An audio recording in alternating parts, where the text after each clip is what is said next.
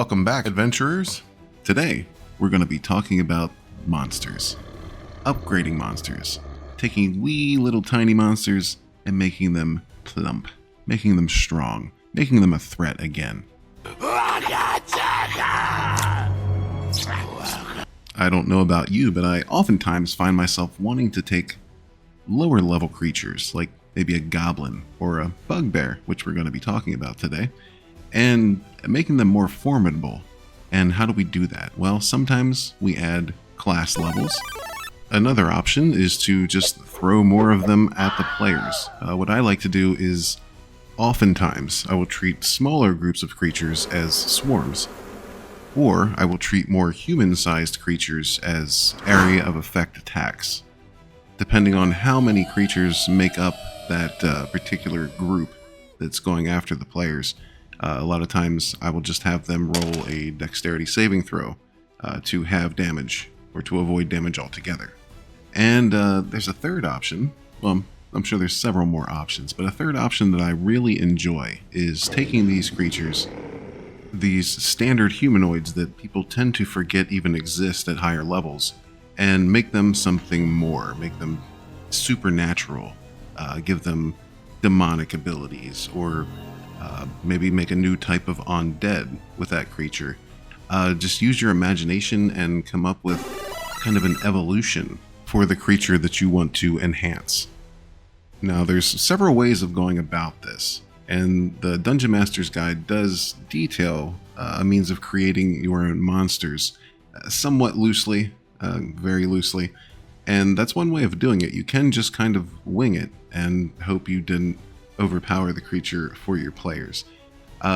Maybe compare it to some other monsters that you're used to using, other more powerful monsters in the Monster Manual, and just kind of get a feel for what you're doing. Comparing them against other monsters will probably give you a pretty good sense of whether or not it's more or less balanced the way you need it to be. But you know me. I'm going to be putting a document in the description below for you to download for free to get some game resources. I'm going to give you some example monsters. We use the bugbear, and put some tips in there for you for a more do-it-yourself approach. And if you like what you've been getting here, please take a second to hit that like button, subscribe, and share the video with your friends. And now we're going to introduce you to a few steps that will help you evolve your monsters. Step 1 is, of course, select the base monster. Do you want to use a humanoid? Do you want to use a beast? A monstrous beast? How about a demon? Those little imps could always use some improvement. Pick out a monster that you've always kind of liked and envision something more for them. With our bugbear example, I've always kind of envisioned a boogeyman type scenario that I associate with the word bugbear, probably from upbringing, from stories I've heard, but I've always kind of had that association.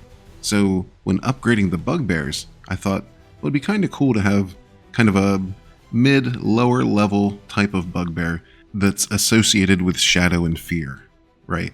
And they might have actually come from a much, much more powerful creature, maybe the boogeyman himself.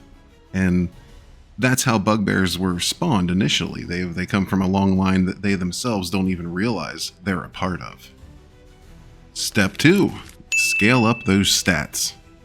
I decided to call the first evolution of the bugbear the Dusk Bear, and aim for a challenge level 4 creature. But Dusk Bears aren't going to be brutes like their cousins. They're going to be more stealth oriented and even a little spell oriented.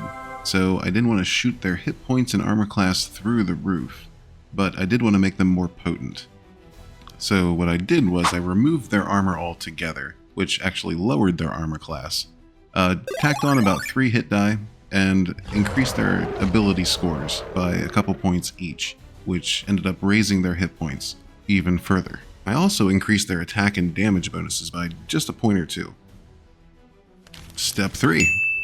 Add new abilities or upgrade existing abilities. I gave them the ability to hide as a bonus action in dim light or total darkness, and also added necrotic damage to their melee attacks.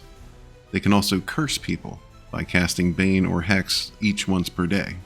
Dusk Bears get 2 attacks each round, which make them a little more capable in melee, And they also have a fearful gaze, which can send opponents who are strong in body but weak in mind fleeing in terror. If used in small groups, Dusk Bears can make excellent assassins or cult members doing their master's bidding, even sending a message to the characters, mob style. Step 4. Add thematic modifications based upon the creature's strengths, weaknesses, or environment. And don't forget to give them appropriate vulnerabilities, resistances, and immunities. In the case of the Dusk Bear, they got saddled with sunlight sensitivity, since they are creatures of darkness. They exist outside of the light, and they don't like it very much. They have no additional resistances or immunities because I didn't feel it was appropriate for this particular creature, but it might be for yours. And I didn't give them any environmental modifications or abilities, again, because I didn't feel it was appropriate. But again, it might be for yours. You might be creating a variation of a Yeti that has a power to trigger avalanches of ice and snow off of mountaintops. You might have a variation of Stone Giant that stomps its foot and creates fissures in the earth for the characters to fall into. Environmental threats are some of the coolest effects, and now I'm kind of regretting not giving any to the Dusk Bear, but I'm going to be making plenty of other monsters that are going to be having plenty of awesome abilities, so stay tuned for that as well. As I mentioned in the last video, Patreon is coming soon. Stay tuned. But before that, let's not forget step 5. Increase that challenge rating. Once again, the Dungeon Master's Guide has some very loose guidelines for this around page 274.